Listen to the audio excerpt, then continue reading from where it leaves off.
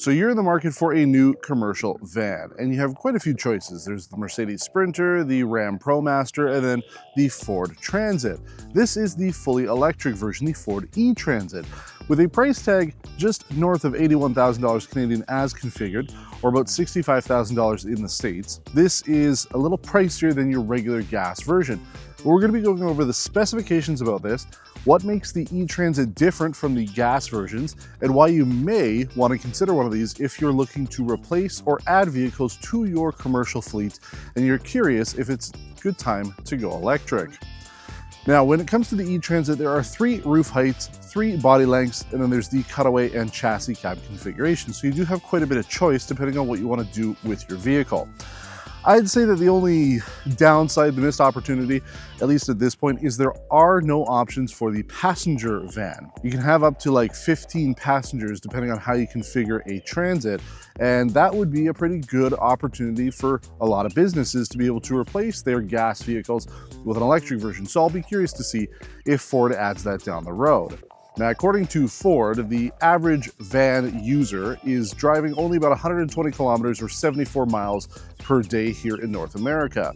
That's good because the 89 kilowatt hour battery on this vehicle provides 256 kilometers of electric range. There are 2 battery options for this being the long range one.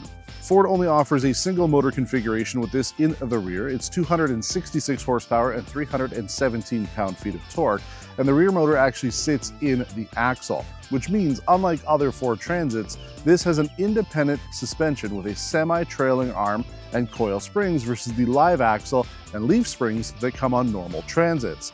So the ride's a little bit different with this. We'll talk about that when we take it on the road.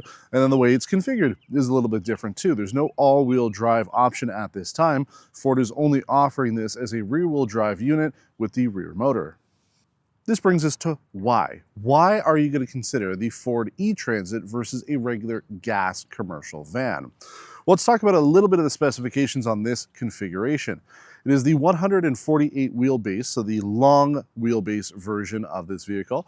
It is the second longest in terms of the overall length. You can get an extended length one, and then it's also the lowest roof line that you can get with the commercial van, the cargo van, with a gross vehicle weight rating of 9,500 pounds. Now, to get that same configuration with a regular e-Transit is no problem. There's like hundreds of configurations, this being the T350.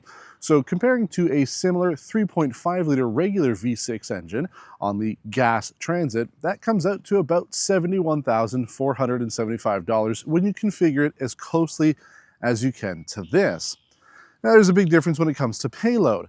The payload on the gas version of that configuration is 4,400 pounds. The payload on this is 3,249. So you're losing out on about 1,150 pounds of payload because you're going with the gas version.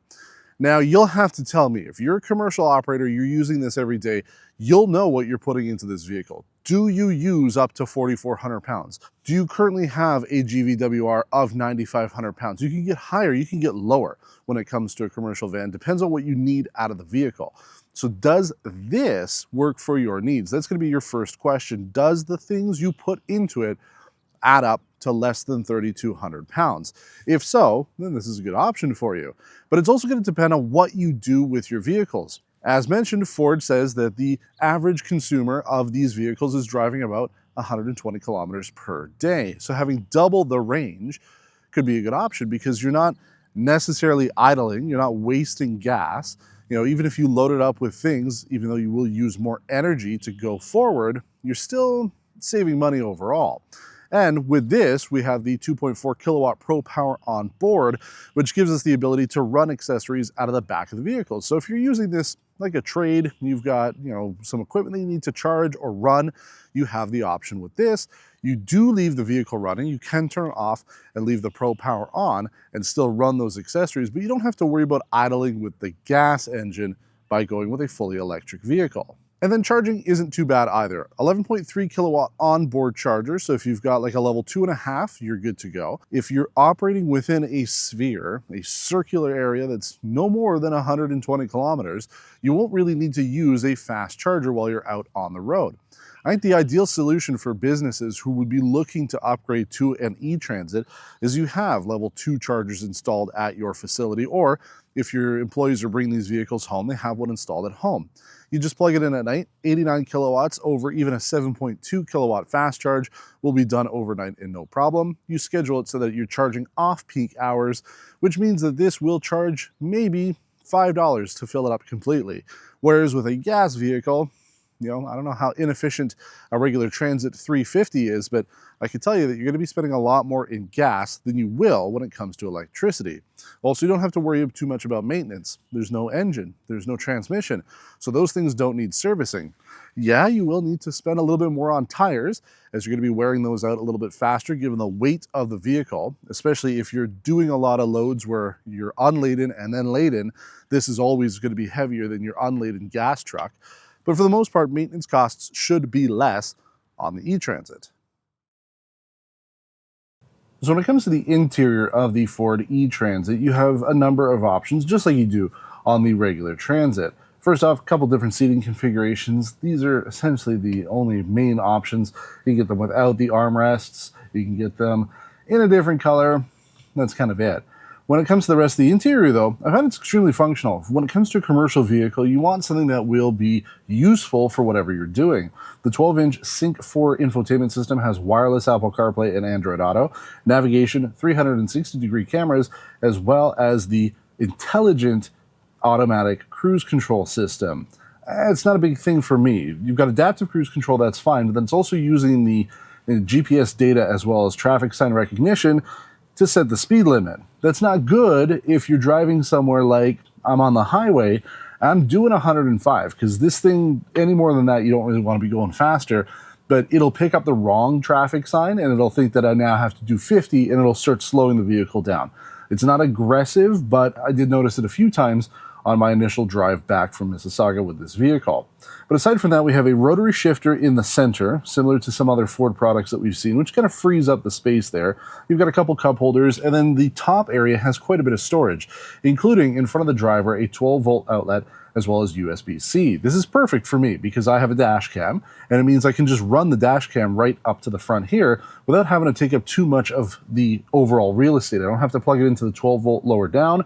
I don't have to use the USB outlet that I can use for my phone. So you've got a good amount of storage and a good amount of space in this vehicle. Now, we do have a few options selected onto this vehicle, so there are a few upgrades to it, including the heavy-duty cargo floor covering, which you can see I did do some work with this vehicle. I needed to get some mulch for our garden and was able to load it up no problem. You could feel a little bit extra weight on those rear wheels as you were driving along, and ultimately the vehicle didn't perform any differently with having like 500 pounds of mulch in the back there, so it worked out pretty well. I'm impressed. Then obviously, because it's a cargo van, you have the option to configure it with other things like parcel shelves and whatever you might want to do with this vehicle. And in fact, with the Pro Power on board, you can almost put a desk and computer back there and use this as a literal mobile office. A couple other options that we have are the white noise alarm. Here's how it sounds.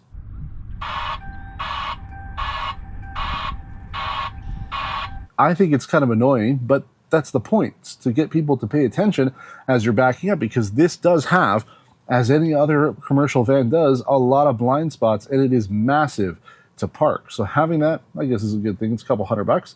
We also have the blind spot assist, which is nice to have, as well as I said, the active cruise control on here. But for the most part, you can't really add too much more to this vehicle. This is really the way that it comes, aside from different configurations. So I think it works well, depending on what you need out of a commercial vehicle. So let's take it on the road now. I'll tell you about how it drives, handles, and performs, and everything else about the Ford e-Transit. Yeah, this is the second time I'm filming this driving segment. I just want to point out that I kind of enjoy driving this thing because it's a white panel van. I can just stop pretty much anywhere on earth, put on my hazards, and nobody is going to give me a second look because they assume, I don't know, I'm out on a delivery or whatever. Now let's talk a little bit about the driving experience of the Ford Transit. First off, we need to talk about energy economy, because I think it's going to be important for a lot of people to understand. Now, you'll have to let me know if you are a commercial operator of the regular Transit, what your fuel efficiency is like. I can't tell you because I don't own one of these, but I do know that this has been the highest in terms of overall energy consumption. We completed our 100-kilometer test loop in eco mode. Yeah, there is an eco mode for this, in 35 kilowatt hours per 100 kilometers. That's insane. But I get it. It's a big vehicle. It's a heavy vehicle.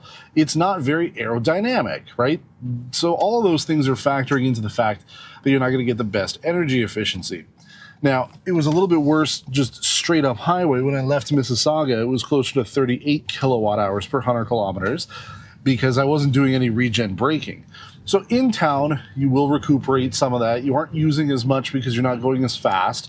And there are actually ways through Ford's telematic systems, through Ford Pro, that commercial operators at the office can set a speed limit, or this is not necessarily a speed limit, but a takeoff limit. So if you've got a lot of weight in the vehicle can actually be programmed to limit the amount of power coming out so that you're not using as much energy as you go around. Now, I did mention that the estimated range for this is 256 kilometers here in Canada. I'm getting about 210, 220. Now, it has been cold. Today is 6 degrees. Yesterday was 17 degrees Celsius, and the day before we had an ice storm because it was -2, and we had tons of actual ice. So the weather's been pretty inconsistent, but I can tell you that the range is very accurate because when I left Mississauga to drive this vehicle here, it told me I had about 215 kilometers of range, meaning I had around 40 kilometers of overall surplus to get home. It's about 175 kilometers to get to my house. And when I got here, I had 40 kilometers of range left. Normally when I'm driving electrics, it'll tell me, I've got 400 kilometers of range, so I should have, 225 when I get home, but I'll have way less than that. So this has been very, very accurate.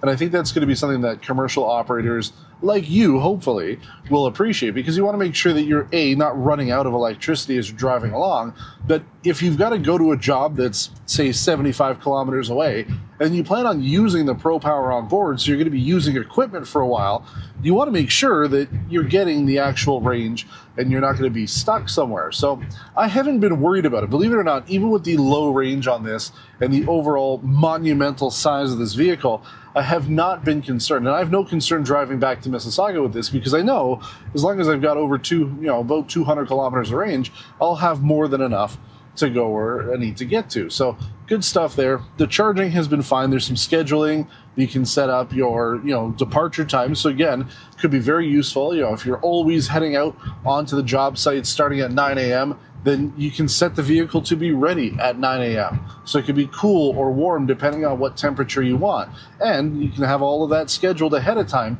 so you're ready to go. So good stuff there. All the EV stuff that we're kind of looking for is there. The interior is very functional and spacious.